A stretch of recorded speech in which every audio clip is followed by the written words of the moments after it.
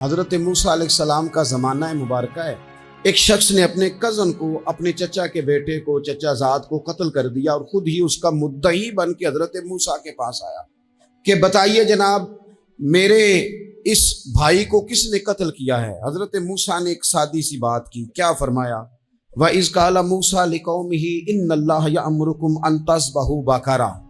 حضرت موسیٰ علیہ السلام نے اپنی قوم سے کہا کہ اللہ تمہیں حکم دیتا ہے کہ ایک گائے ذبح کرو، گائے کا کچھ حصہ مقتول کو مارو، وہ خود اٹھ کے بتا دے گا مجھے کس نے قتل کیا ہے۔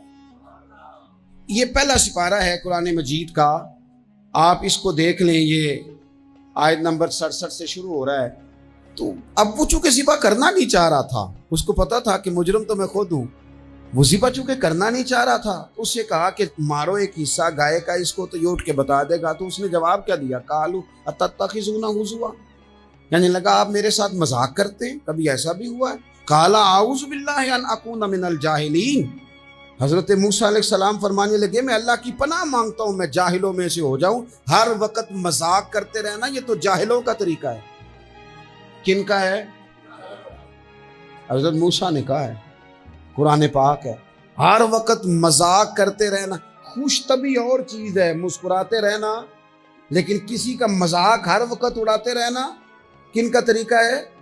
جاہلوں کا۔ جب کہا نہیں ذبح کرنی ہے تو آپ ذرا دیکھیے، کرنا نہیں نہ چاہ رہے، قالوا ادع لنا ربک یبین لنا ما ہی، کہنے لگے اے موسیٰ پھر آپ نہ رب سے دعا کریں کہ وہ ذرا کھول کے بتائے وہ گائیں کس طرح کی ہو۔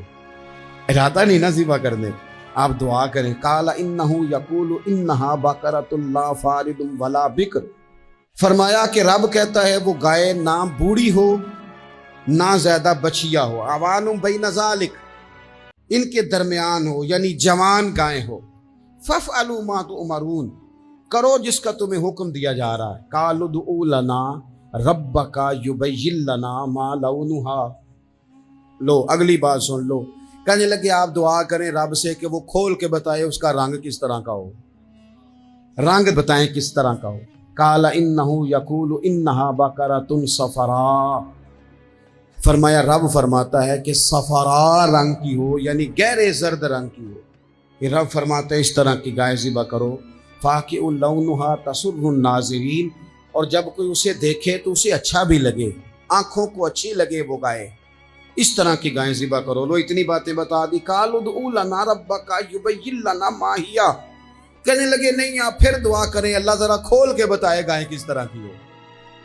ان البقرہ تشابہ علینا، ہمیں ذرا گائیں پر شبہ پڑ گیا ہے کس طرح کی ذبح کرنی چاہیے۔ وَإِنَّا انشاءاللہ لمہتدون، اگر اللہ نے چاہا تو ضرور ہم ہدایت پا جائیں گے۔ پھر اللہ تعالیٰ نے فرمایا کہ قال انہ یقول انہا بقرۃ لا ذلول تثیر الارض، گائیں اس طرح کی ہو کہ وہ کبھی کھیتی میں نہ چلائی گئی ہو، یعنی اس کو کبھی کام نہ اس سے لیا گیا ہو۔ بیل کو لوگ لگاتے تھے نا، جو کام آج ٹریکٹر سے لیا جاتا ہے وہ گائے بیل سے لیا جاتا تھا، تو وہ کھیتی باڑی کے کام نہ اس کو لگایا گیا ہو۔ ولا تسقی الحرث، اور نہ اس سے پانی نکالا گیا ہو، نہ کھیت چلانے ہل چلانے میں لگائی گئی ہو، اور وہ جو کنواں ہوتا تھا جس کے گرد گائیں گھومتی تھی، تو کہا وہ بھی کام اس نے نہ کیا ہو گائے نے۔ مسلمۃ لا شیۃ فیہا، وہ ہر عیب سے پاک ہونی چاہیے۔ قالوا الآن جئت بالحق،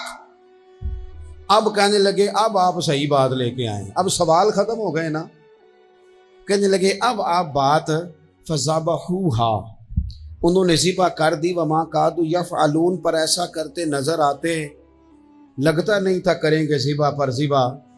اچھا یہ گائیں پھر ملی کیسے؟ امام خازن کہتے ہیں کہ ایک نیک آدمی تھا، تو اس کا آخری وقت آ گیا، تو اس کے پاس جو کل جمع پونجی تھی وہ ایک بچیا تھی، گائیں کی بچیا ویڑی، اس کے پاس وہ ایک بچیا تھی صرف۔ تو اس نے اس طرح کیا کہ اس کی گردن پر ایک مہر لگائی، اللہ کے نام پر بطور امانت اس نے اس کو جنگل میں چھوڑا، کہا یا اللہ میرا بیٹا ایک ہی ہے، وہ بھی چھوٹا ہے، اس کی حفاظت کرنا اور میرے بیٹے کو پہنچا دینا۔ بچہ بالغ ہو گیا، اس کی ماں نے کہا بیٹا جو امانتیں رب کے پاس رکھوائی جائیں نا ان میں خیانتیں نہیں ہوا کرتی، جا کے جنگل میں آواز دے تیری گائے واپس آ جائے گی۔ اس نے جا کے جنگل میں آواز دی کہ وہ جو میرے باپ نے امانت رکھوائی تھی وہ کدھر ہے؟ وہ نشان لگی ہوئی گائیں دوڑتی ہوئی اس کے پاس آئی۔ واللہ خیر الرازقین، جب رب بندوبست کرے، جب اللہ بندوبست کرے تو پھر معاملہ اور ہوتا ہے۔ وہ گائے آ گئی۔ اب اس نے کیا کیا اس نوجوان نے کہ وہ گائے گھر لایا، ماں سے آ کے کہا کہ اماں یہ تو اللہ نے فضل کر دیا۔ ماں کہنے لگی پتر حالات ہمارے خراب ہیں، منڈی میں لے جا اسے بیچ دے، لیکن سودا میری مرضی کے بغیر طے نہ کرنا۔ کس کی مرضی کے بغیر؟ کس کی؟ اماں کی مرضی۔ اور سنو یار، تھے کچھ لوگ جن کو لوگوں نے تانے بھی دیے کہ تم ماں کے پیچھے لگ گیا ہے، لوگوں نے بڑا کچھ کہا، پر جو ماں کی مرضی پہ لگیں ناکام نہیں ہوتے زندگی میں۔ یہ دیکھو ماں کی مرضی پہ لگا۔ اس کی قیمت کتنی تھی گائے کی؟ بڑی مہنگی تھی، پر 3 دینار کی تھی۔ منڈی میں لے گیا، 3 دینار اس کی قیمت لگ گئی۔ تو ماں نے کہا تھا میری مرضی کے بغیر سودا نہ کرنا۔ اب بچے تو نہیں نہ مانتے، اماں کو کیا پتا باہر بزنس کیا ہے، لین دین کیا ہے، پر ماں نے کہا تھا میری مرضی۔ بندہ دے رہا ہے اسے 3 دینار، اس نے کہا جی میں نے طے تب کرنا ہے، ڈن تب کرنا ہے، پہلے اماں سے پوچھنا ہے۔ گھر جا کے اماں سے پوچھا، اماں کہنے لگی دے دے۔ واپس آیا تو اس نے کہا کہ میں 6 دینار دیتا ہوں پر میری شرط ہے، ماں سے نہیں پوچھنا۔ اس نے کہا تو 12 بھی دے، ڈن تب بھی ہونا ہے جب اماں نے کہنا ہے۔ وہ جب اس طرح کی اس نے گفتگو کی، واپس اپنی والدہ کے پاس گئے، کہنے لگے اماں سمجھ نہیں آتی، 3 دینار کی گائیں بندہ 12 میں خریدنے کو تیار ہے، شرط لگاتا ہے کہ اماں سے نہیں پوچھنا۔ تو والدہ کہنے لگی پتر پہلے اس سے جا کے پوچھ کیا وہ ہے کون؟ یہ کوئی روحانی معاملہ ہے، کوئی غیبی مدد ہے، پوچھ۔ اس سے جا کے پوچھا تو وہ کہنے لگا میں تو فرشتہ ہوں اللہ کا، تو نے گائیں بیچنی نہیں، اس لیے کہ تیرا باپ بھی نیک ہے، تیری ماں بھی نیک ہے، رب تیرے رزق میں برکت پیدا فرمانا چاہتا ہے۔ ماں باپ نیک ہونا، رزق میں برکت ہو جاتی ہے۔ ماں باپ نیک ہو، ان کی صالحیت کا اثر پہنچتا ہے بچوں تک۔ رزق حلال کما کے لانے والے ہوں تو گھر میں برکت ہوتی ہے۔ جا کے کہا کہ تیرے ماں باپ نیک تھے، اسے نہ بیچنا گائے کو، تو کیا کریں؟ کہنے لگے بنی اسرائیل والے سوال کر کر کے خود مشکل میں آ گئے۔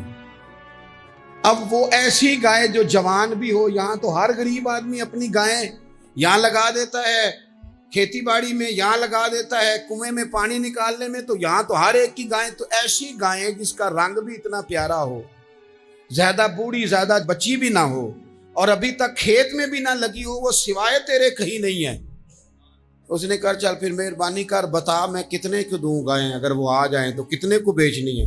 اسے کہنا کوئی نہیں، ریٹ تو زیادہ کرنا ہی نہیں، ان سے کہنا گائے کے اندر سے گوشت نکال دیں اور جتنا گوشت ہے اتنے پیسے بھر دیں، اس کی کھلڑی بھر دیں۔ اب وہ بنی اسرائیل والے ڈھونڈتے پہنچ گئے، کہا جناب گائیں 3 دینار کی یا 6 لے لو۔ اس نے کہا نہ بھائی، ذبح کروں گا، گوشت نکالوں گا، جتنا وزن گوشت کا اتنے پیسے بھرو گے کھال میں تو پھر گائے تمہیں ملے گی۔ اب مجبور تھے، کیا کرتے؟ ابن کثیر حدیث لائے ہیں، امام سیوطی نے در منصور میں بھی لکھی ہے، نبی پاک صلی اللہ علیہ وسلم نے فرمایا سنو جوانوں، اور اسے دل کی تختی پہ لکھو، نبی پاک علیہ السلام نے فرمایا اگر بنی اسرائیل والے زیادہ سوال نہ کرتے تو اتنی مشکل کا شکار نہ ہوتے۔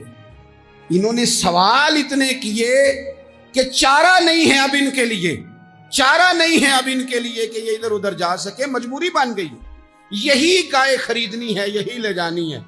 اب اتنا سارا مال جمع کر کے وہ گائے خریدی، ذبح کی، تو مقتول کو جب اس کا ایک حصہ مارا تو اس نے اٹھ کے کہہ دیا یہ جو مدعی بنا ہوا ہے نا، یہی تو میرا قاتل ہے، یہی تو میرا قاتل ہے، یہی تو ہے، اس نے یہ سارا کام کیا۔